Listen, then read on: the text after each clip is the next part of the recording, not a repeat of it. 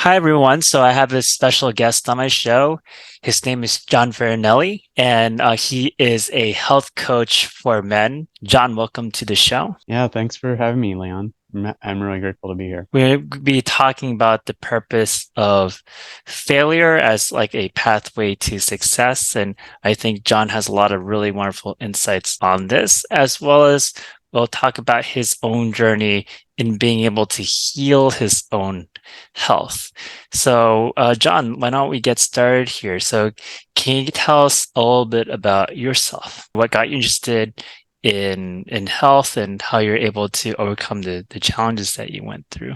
The thing that got me interested in health actually started when I was very young, was dealing with some mental health issues like depression, anxiety, insomnia from a very young age. That got me fascinated from a young age and just like understanding why that was going on and how to fix it. So that got me interested in psychology and neuroscience and also led me into Eastern spirituality, just all these pursuits of trying to understand my mind better and human interaction and how to just not feel horrible, right?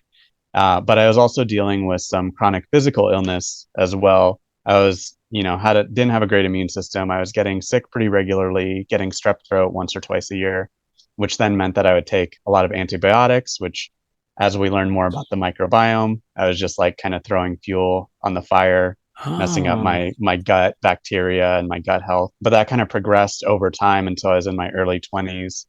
And I kind of took a hard look in the mirror and was like, you know what? It's not normal for a young guy in his early 20s to be feeling horrible, to being sick like 2 weeks out of every month, essentially half of the year. So I did some pretty drastic dietary interventions, doing a number of different healing diets, a bunch of lifestyle interventions, which all those things immediately, were beneficial in a lot of ways. It got me from being sick every 2 weeks to not being sick for a whole year. So that was like wow, huge that's in and of incredible. itself. Yeah, I want to hear Yeah. more because I'm kind of curious because I think we hear about the antibiotics kind of being more of the conventional knowledge. So, what do you see as the difference? So, the thing that you've done that's differently than before compared to the antibiotics. Yeah. Well, the thing with the antibiotics, I would get sick, I would feel bad. My mom would bring me to the doctor, get antibiotics. That was like kind of the quick approach. But the thing is, I never really got better. It would help get me over a hump essentially, but my health was just like not great as a kid. Looking back, it never solved the problem. Like it never helped me get better. It kind of just helped me get through a period of time. I But see. as I've learned, by understanding, like I said, research into the microbiome and just how antibiotics impact our body, I was actually negatively impacting my body's ability to, fight infections. And I was also messing up my gut microbiome, which a lot of our immune system is in our gut, messing up my ability to like assimilate nutrients and all those sorts of things. Oh, So that interesting. approach just, you know, and again, I'm not anti conventional medicine at all. Like I think there's a time and a place, but I do think that we overprescribe antibiotics, and they're not you in a lot of circumstances where they're not even the most effective Hmm. anyway. Yeah, so you see this as you're getting down to the root of the problem, not the antibiotics were kind of like a band-aid. Can you tell me Mhm. like what do you see as the root, more of the root of the issue? There are many root causes, Hmm. and I think for me, looking back, a lot of it probably had to do with the dysregulated nervous system. Like I think from a young age, because of my lived experiences and all of that, and some like CPTSD things that Hmm. a lot of we're learning more about, and a lot of people have. I think I was just my nervous system. I was in the sympathetic nervous system a lot. Right. Just constantly in this So, fight or flight. right. Yeah, and just like revving and revving, and that was taxing my immune system, and then that on top of what other things were going on in my life. I think I was eating a lot of foods that I had sensitivities to. Like I was eating a lot of wheat, a lot of dairy, a ton of sugar. I used to drink so much sugar as a kid. I was a very picky eater. So I was like, especially when I was very young, I was like sustaining myself on mac and cheese and chicken nuggets and stuff, you know. So I do think the nervous system piece is huge. And then like my diet not being great and the antibiotics I think were kind of just, you know, like I said, throwing fuel on the fire of all these other components. I see. And just one other thing I'll say too is I think I also might have inherited some stuff from my mother, like, in utero as well, which there's some controversy about what can be passed down to children and whatnot as far as like infections and stuff like that. But I do think that some of my health stuff I did inherit as well too. So kind of Mm. starting off at the starting gate with some stuff already. Mm. What kind of advice would you give to others if they want to be able to understand or how to address their own health at a more root level? Part of my work in general is supporting people to find like their tailored approach and the things that are specific to them. Like I come to this work through my own experience of seeing that one size fits all approaches don't really work and aren't helpful, and they weren't for me.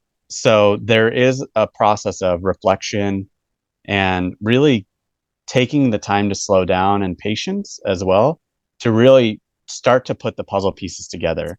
And, Mhm. I think someone can totally do that on their own, but I also think it's super beneficial to be working with someone who has that kind of more bird's eye perspective and is, looking for the right signs to start to help put those pieces together. I For see. me, that was, a functional medicine practitioner that was really helpful and helped me connect a lot of the dots, and then also working with a really skilled therapist in Right. my late 20s who was also able to help with that kind of Right. stuff too. Yeah, so you can often find people are kind of in a rush to be able to address their issue, and if they kind of like slow down and see like the more holistic picture, then they can Yeah, really address the root problem in a genuine way. yeah, absolutely. Yeah, and it's all about going upstream, right? Because something could be manifesting in one way, right, in the here and now, but Hmm. it doesn't necessarily mean that that's the issue, right? Sometimes it takes digging a little bit deeper and seeing like, oh, okay, I'm feeling stress or anxiety or depression, but that's not the issue. That's a symptom, at least from my perspective. Hmm. So it takes some curiosity and it takes that willingness to kind of like go deeper into it, Right. which can be really uncomfortable. It's not always an easy process to go through. If you look at John's work, he has a lot of really fascinating things to say about kind of like the purpose of failure as a means to succeed. So I'm really curious to hear more about his opinion on this. So, John, can you tell us more about this idea, kind of using failure as a way, kind of like seeing it as an opportunity? Yeah, absolutely. And I'm going to use these phrases like failure and success, but at the end of the day, I think the concept of failure as a negative thing, or even what we conceptualize as failure, is completely fabricated. Like it doesn't, Mhm. I don't see it as a negative thing and this horrible thing that we should be afraid of. And Mhm. if we can shift our perspective enough, like that can be massive and just changing the life that you live. For me, I grew up with a lot of self criticism, a lot of perfectionist traits, things like that. Those were all strategies that child John thought were very effective at keeping me safe, helping me get love, avoiding terrible things happening in my life.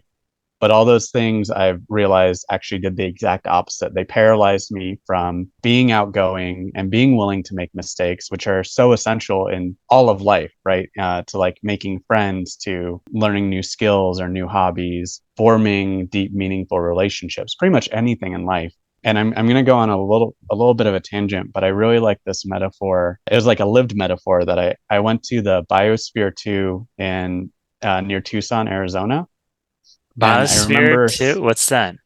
Biosphere, they were doing these experiments of like a closed capsule, like a biosphere, uh, and they're trying to see if people and plants and different biomes could survive, completely isolated for like, space travel and stuff like that. Ah. So it was really interesting because everything is in this dome, right? This encapsulated. Everything was self-sustaining. All the air was like circulated.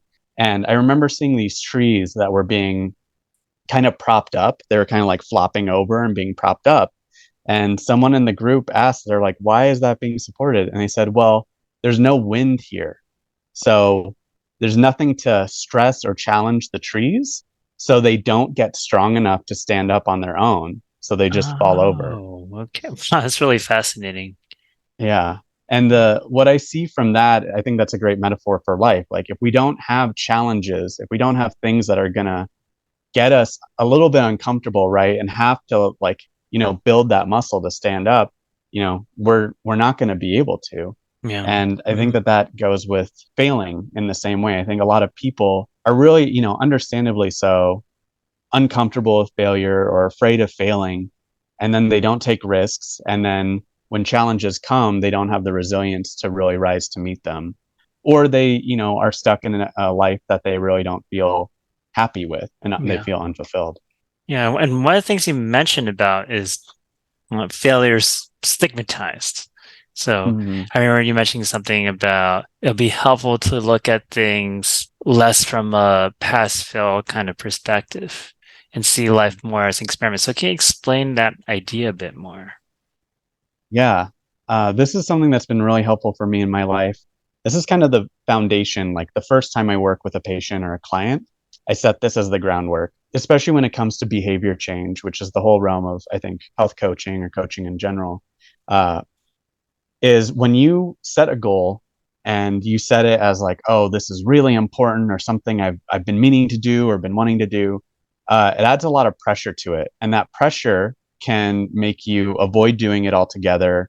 Or, if you are able to get going and then you stop doing it for any reason, it makes it really hard to get back on track. That also diminishes your confidence, which makes you less likely to try things again or to follow Mm, through. But if you look at everything like an experiment, it's really helpful. It's really empowering because there's no way to fail an experiment.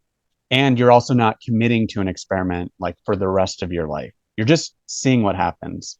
When you run an experiment, you're collecting data. So whether you get the outcome you want or an outcome that you don't want, it's fine because that's growth, that's progress. If you get something that, you know, an outcome you don't necessarily want or that's undesirable, you just crossed off some things that, okay, now I can go a different route. Or you can right. figure out what was, especially with behavior change, what was the obstacle or where was the resistance? And then Hmm. you can reverse engineer a bit and be like, okay, how can I make that obstacle smaller? Or how can I bolster myself to work around that obstacle? Right. Right. So when you're saying this, I have a picture of a scientist who's really, really curious, right? And that Uh-huh. the main drive is curiosity in itself. Yeah. Mm. Yeah. Well, and I think that that goes to like our personal strengths and our character strengths, right? And if you're able to bring that curiosity, that can be a really strong value or a really strong strength for someone. And leaning into that curiosity can be super helpful in being okay with things not turning out the way that you wanted, right? Like, Mm. Hmm. just like, oh, what's going to happen this time? You know. Right. And then you also mentioned something about allowing yourself to intentionally fail. Mhm. Can you speak more about that idea? Yeah. So that's kind of trying to get ahead of the curve in some ways. Hmm. So if you look at things and you realize that any meaningful life, there's going to be failure, like that's inevitable.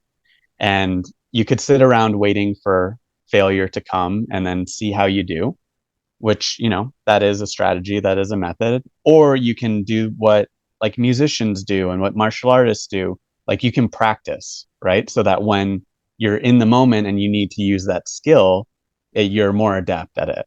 So you can do the same thing with failure. You can start to condition yourself so that first of all, it's not as stigmatized and you're not as afraid of it, so that you can recover a bit better. You can roll with the punches a bit better. Mm. So that can look like any number of things. I know that for me, when I was really nervous, I was very introverted at a certain stage of my life. I had gone through a breakup. I was really depressed, really just like not wanting to interact with people. Mm. But I started saying, you know what, I know that interacting more is going to make me feel better. Talking to people is going to be helpful for me right now. I'm just gonna start having like small conversations with the person who's the cashier at the grocery store or like the barista. And those are super low stakes conversations. If I mess up or can't find the right words to say, the interaction is going to be over in 30 seconds, right? Hmm. But I have that opportunity to show some curiosity about them or to try and make some small talk. And it might go really well. And it also might make their day too, especially if they're used to people kind of treating them in a very transactional way too. Right. That makes a lot of sense. So this kind of goes back to the idea you mentioned before about seeing things as an experiment Hmm. to play with. Imagine like when people first get started, they might get anxious or they might really do feel like it's a big deal Hmm. to begin with. But along the way that later on they could get more and more into a curious mindset. I will say that even just presenting this idea to people that I'm working with right off the bat, sometimes I hear like, oh, that's a huge relief. Or like even just having that as the expectation from the get go, I see people having a lot more success right away. And that's a Hmm. relatively simple shift, right? It's nothing Right. like massive. It's not a huge behavior change piece. It's just a little bit of a tweak.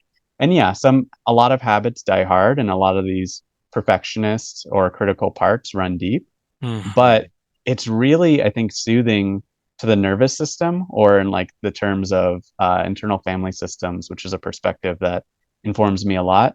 Like it kind of can help reassure our protectors a bit that like, okay, maybe I don't need to be on high alert Hmm. in this moment. We're just going to try something. The stakes are a lot lower. Okay, so John, can you tell us about how we could be able to reach you if like people are interested in working with you? How can they connect?